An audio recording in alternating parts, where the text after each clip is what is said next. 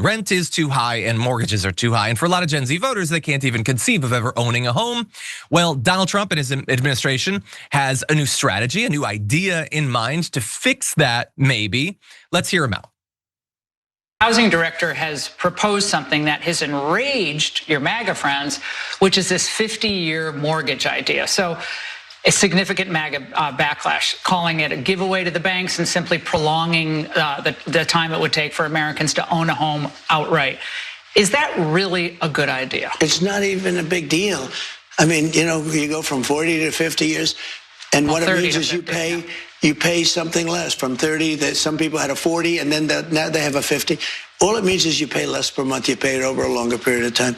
It's not like a big factor. It might help a little bit.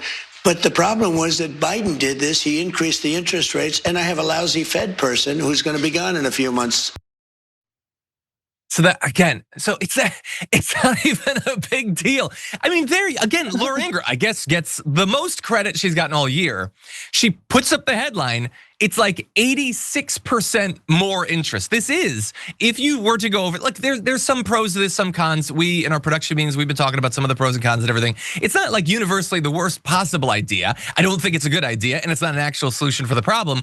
But she's at least admitting that you'd be paying a ton more interest. And he says, it's not even a big factor. It's not a big deal. No empathy, none. No understanding.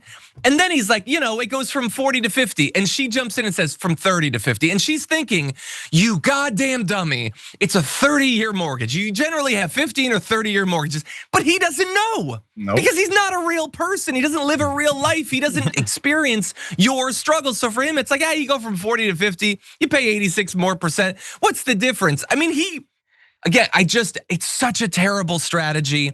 And Jackson, I want your thoughts. You tell me, like, again, there are some pros of this. It is month by month cheaper, I suppose.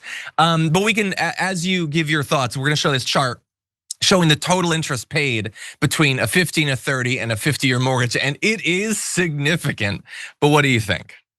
I mean, it's just adding more debt into the economy at the end of the day, which already is, again, unsustainable. People who make six figures, that really doesn't go that far anymore. Unless you're making in the mid millions, you really don't have a lot of purchasing power. What is $150,000, $200,000 a year anymore? People who make this amount, $300,000, $400,000 a year, are struggling to purchase homes because maybe they have $300,000 worth of student loan debt for people who are locked into those types of salaries. So,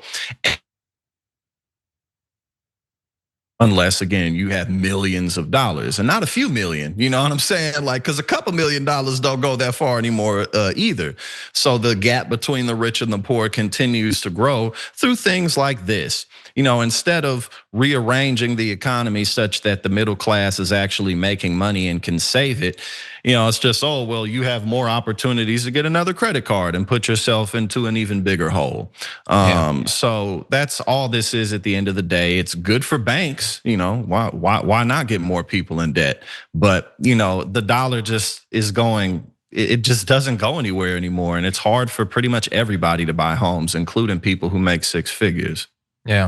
Yeah, I just, look, if you were to go over the full 50 years, which seems crazy, I know most people don't, you would in the end have paid way hundreds of thousands of dollars more in interest. And if you don't, like the way that your payment structure works is you don't start paying more per month in principal than interest until, like, generally, I think well over halfway through the term of your mortgage, which means that under this, let's say you stayed there for 10 years and then you sold the house, you wouldn't have nearly as much equity put into it over the 10 years as you would in a traditional 30-year mortgage over 10 years, because they front load the interest and you're gonna have way more interest to front load.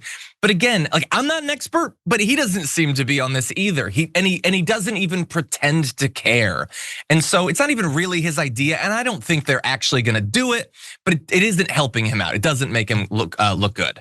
And for that said, I was just gonna say 50 years is such a long time too. I think the average age of home buyers now is like 40. Like, you might not even live that long when you buy a home. Like, it's just, it's insane.